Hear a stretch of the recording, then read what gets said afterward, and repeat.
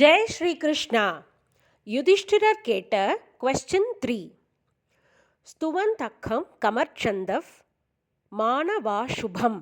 அப்படின்னா எந்த ஒரு பகவானை நம்ம ஸ்துதி பண்ணுறதுனால நமக்கு மன அமைதியும் வளமையும், அதாவது செழுமையும் கிடைக்கும், நிறைய மங்களங்கள்லாம் உண்டாகும் ஒரு மனுஷனுக்கு அப்படின்னு கேள்வி கேட்குறார். அதுக்கு பீஷ்மர் இந்த ஸ்லோகத்து மூலமாக பதில் சொல்லியிருக்கார். ஜகத் பிரபும் தேவதேவம் அனந்தம் புருஷோத்தமம் ஸ்துவன்னாம சஹசிரேண புருஷ சததோத்திதக அப்படின்னு பதில் சொல்லியிருக்கார்.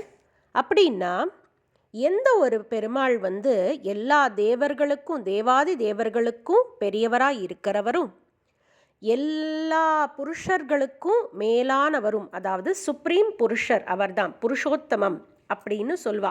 பெருமாளுக்கு இன்னொரு திருநாமம் இருக்குது.